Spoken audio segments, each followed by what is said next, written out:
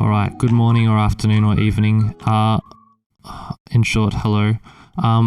Let's get into another lesson on measurement. And so today we're going to be learning how to find the area of a parallelogram. So our learning goals are understand what a parallelogram is, revising the area of a rectangle because that's what the previous video was, understanding a method of finding the area of new shapes that you haven't seen before. So we're going to be learning this method, and the parallelogram is kind of an example of one of these new shapes. So first of all, and we can just cover it on this slide, this learning goal. What is a parallelogram? A parallelogram is a shape where the opposite sides are, each pair of opposite sides is parallel to each other. So these two sides are parallel. That's what I mean when I draw these two arrows here. What I mean is they're parallel. And if you don't know what parallel means, it means if I've got two lines that are parallel, it means they never cross. I can continue them forever in each direction, and they'll never cross over each other, just like train tracks. Okay, so these two are parallel, but not only those two, also these two. And so if I draw the lines with one arrow each, that means if they've got one arrow, the two lines with one arrow are parallel to each other. The two lines with two arrows are parallel to each other. Okay, so that's what a parallelogram is. Now, let's continue, and we'll just quickly revise the area of a rectangle just to make sure we're okay with that.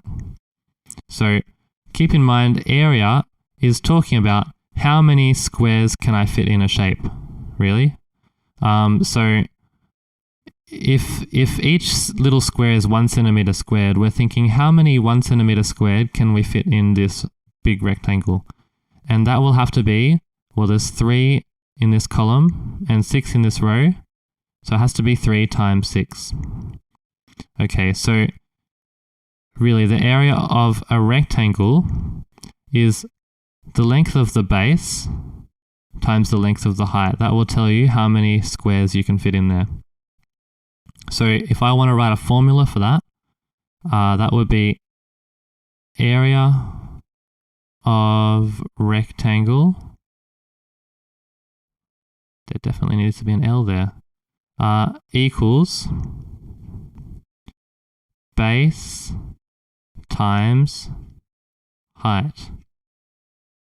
So the 6, that's the base or the bottom, and 3 is the height. And I can abbreviate that to B times H. And it's important that you understand how to use these equations with the shorter versions. So just B times H, or even BH. That means the same thing. So BH means B times H, or base times height. And in this case, it would be instead of writing B, I would write 6. And instead of writing H, I would write 3. Okay, so we're going to learn how to make these formulas for shapes that you haven't seen before. Or not shapes you haven't seen before, but shapes you don't know how to find the area for yet. So, I want you to think about what is the area of this rectangle here? Now, sorry, the triangle here. The area of the rectangle has to be the same formula as before. It has to be B times H, base times height. Now, what's the area of the red triangle? Well, have a think about how much of the space of the rectangle this triangle uses up. It only uses up half of the space, doesn't it? So the area of the red triangle has to be half times B times H. Because this bit is the area of the rectangle, and the triangle is half of that. Now, we're going to have a whole lesson on area of a triangle, so don't worry at all if you didn't understand this. This is really a bit of an advanced way of thinking about area because you need to understand what's happening. And a lot of questions only require you to remember. Okay, so we're going to cut to a video of me showing you how to find the area of a parallelogram. But firstly, you need to know the first part of it. What is the area of the rectangle? So the area of the rectangle, this rectangle here, is just the same area of the rectangle as before. Remember, it's base times height. So B times H. And I will show you how to find the area of the parallelogram. You might even be able to work it out just from looking at this. Okay, so hopefully you can see this parallelogram here. So the height of the parallelogram is 8 centimeters and the base is 12 centimeters. Now, here is the trick for finding the area of the parallelogram. I can cut a triangle off the side and make this into a rectangle. So, let's do it. Now, if you have a look,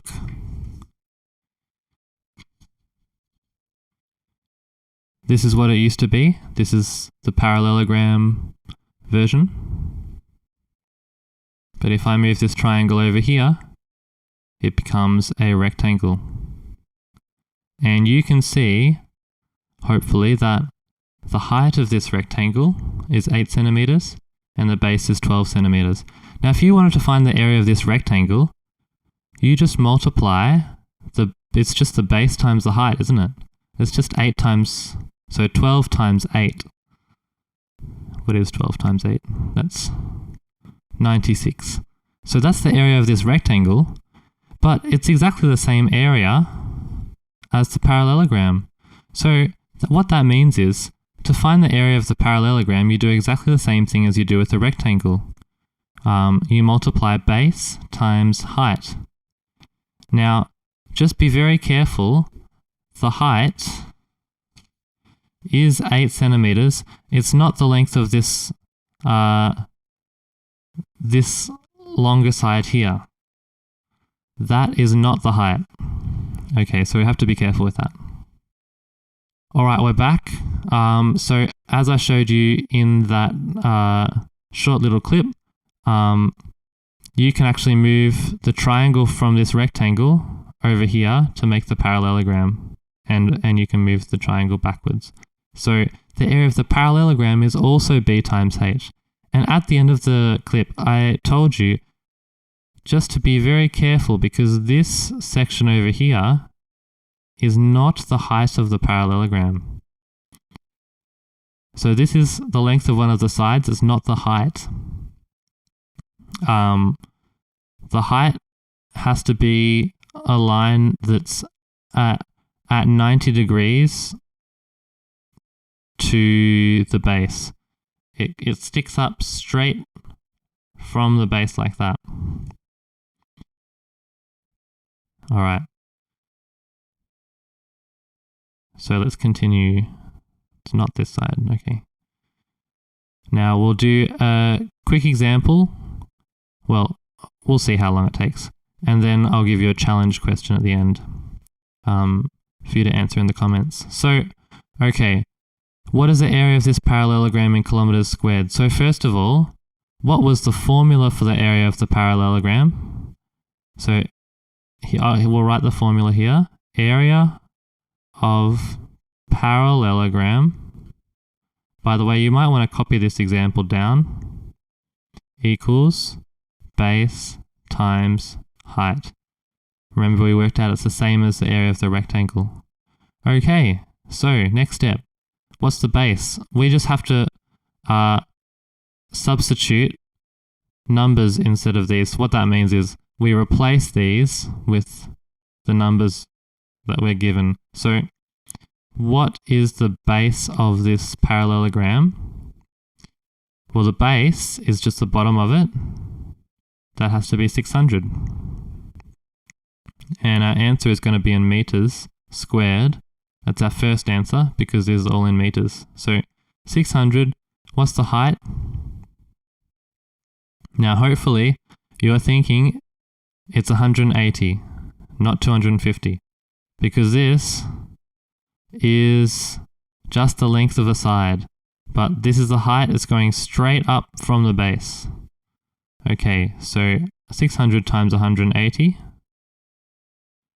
and let's do a quick multiplication to work out what that is.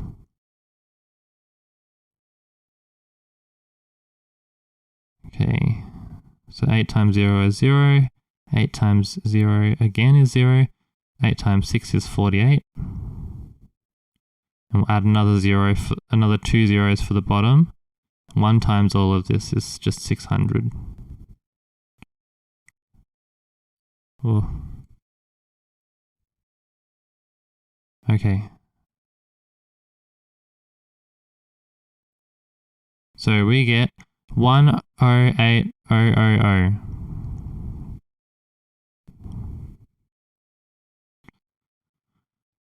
Meters squared. So we're close, but we have to find the area of the parallelogram in kilometers squared. So remember, when we're converting from meters to kilometers,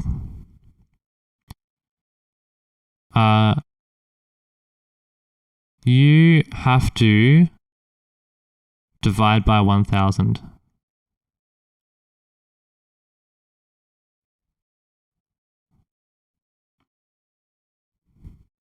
But when we're converting from meters squared to kilometers squared, we have to divide by 1000 squared. So we actually have to divide this by 1000 squared. So just a quick note on the side, 1000 squared is 1000 times 1000, and there's 3 zeros here, so there has to be 6 zeros. So we're actually dividing by 1 million. What that means is this decimal point over here goes to the left 6 times. So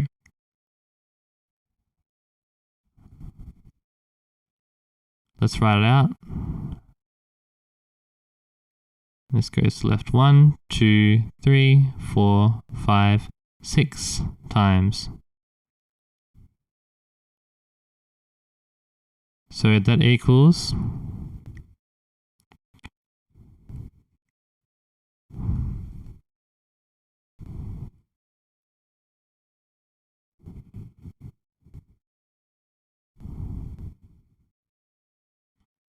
that equals 0.108 kilometers squared.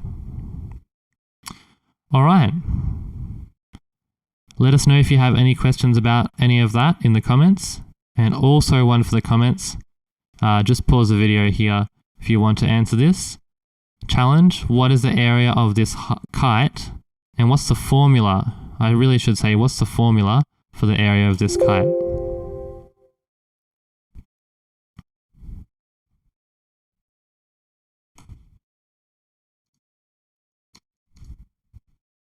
Okay, so have a go at that if you would like to. Up to you. And I will see you next time.